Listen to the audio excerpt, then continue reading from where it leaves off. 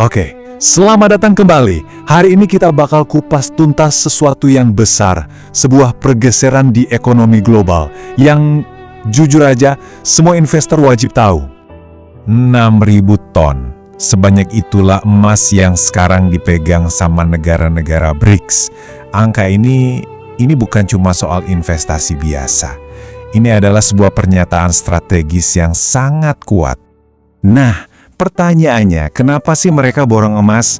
Oke, yuk kita bedah bareng, karena jawabannya ini mengungkap sebuah strategi yang sangat terukur untuk menantang tatanan keuangan dunia yang ada sekarang. Dan buat kita sebagai investor, ngerti kenapanya itu sama pentingnya dengan tahu apa yang terjadi. Pertama-tama, kita lihat dulu datanya, biar kebayang seberapa besar pergerakan ini. Angka itu nggak pernah bohong loh, dan kali ini angka-angka ini menceritakan sebuah kisah yang luar biasa. Lihat deh seberapa cepat porsi BRICS ini melonjak. Dari cuma 11% di tahun 2019, sekarang udah lebih dari 17%. Pertumbuhan secepat ini jelas bukan kebetulan ya. Ini menunjukkan ada urgensi dan ada niat yang sangat jelas di baliknya. Dan grafik ini nunjukin dengan gamblang siapa penggeraknya. Negara-negara BRICS sekarang memborong lebih dari separuh dari total pembelian emas global oleh bank sentral. Jadi mereka bukan cuma ikut-ikutan, mereka ini adalah motor utama di pasar emas saat ini. Tentu saja, angka-angka tadi nggak muncul gitu aja dari langit.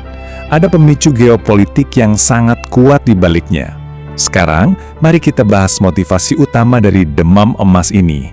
Sebuah langkah strategis untuk menjauh dari dolar Amerika Serikat. Jadi, intinya begini, bagi negara-negara ini semua tentang kemandirian dan keamanan finansial. Mereka mau aset mereka itu aman dari kebijakan negara lain. Nah, ini pelajaran penting banget kan buat investor manapun. Momen kuncinya adalah di tahun 2022, waktu aset Rusia dibekukan. Kejadian itu seperti alarm yang berbunyi kencang.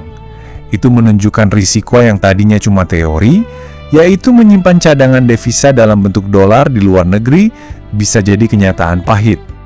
Perbandingan ini nih yang wajib dipahami setiap investor. Menyimpan aset dolar di luar negeri, itu risikonya bisa dibekukan atau disita. Beda cerita kalau kita bicara soal emas fisik yang disimpan di negara sendiri. Itu artinya kendali penuh, kedaulatan penuh, dan nggak bisa dibekukan oleh pihak lain. Gampangnya, ini seperti menyimpan dana darurat di brankas rumah sendiri, bukan di bank milik orang lain. Kontrolnya 100% di tangan kita. Tapi ini bukan cuma soal geopolitik loh, ada juga argumen ekonomi yang sangat kuat kenapa emas kembali naik daun. Apalagi di zaman yang serba nggak pasti seperti sekarang. Di tengah gejolak ekonomi global, bank sentral dan investor rame-rame balik lagi ke emas. Kenapa?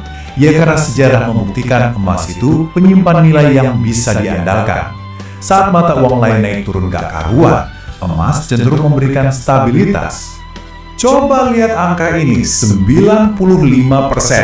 Itulah persentase bank sentral di seluruh dunia yang memprediksi cadangan emas bakal terus nambah tahun depan. Ini bukan lagi sekedar tren, tapi udah jadi konsensus global. Ini menunjukkan kepercayaan yang luar biasa pada emas sebagai aset cadangan utama.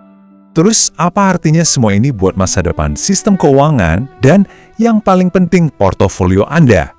Pertanyaannya sekarang bukan lagi jika, tapi kapan dan bagaimana dampaknya bakal kita rasakan. Jadi ini bukan sekadar beli emas ya, ini adalah strategi dengan banyak cabang untuk membangun sebuah infrastruktur keuangan baru di luar pengaruh dolar. Mereka bisa dibilang lagi membangun sebuah ekosistem paralel. Kutipan ini benar-benar merangkum tujuan akhir mereka. Sebuah ekonomi global di mana kekuasaan itu nggak terpusat pada satu mata uang saja. Paham konsep ini penting banget, karena ini adalah pergeseran fundamental dari dunia yang kita kenal selama 80 tahun terakhir. Diversifikasi itu sekarang bukan lagi cuma strategi portofolio, tapi juga udah jadi strategi geopolitik. Jadi, apa ini artinya dominasi dolar bakal berakhir? Mungkin belum dalam waktu dekat ya. Dolar itu masih kuat banget. Tapi jangan salah, gerakan terkoordinasi dari BRICS ini adalah tantangan paling serius untuk supremasi dolar dalam puluhan tahun terakhir. Dan ini menyisakan pertanyaan penting untuk kita semua. Bagaimana kita akan menyeimbangkan portofolio kita dalam dunia keuangan yang sedang berubah cepat ini?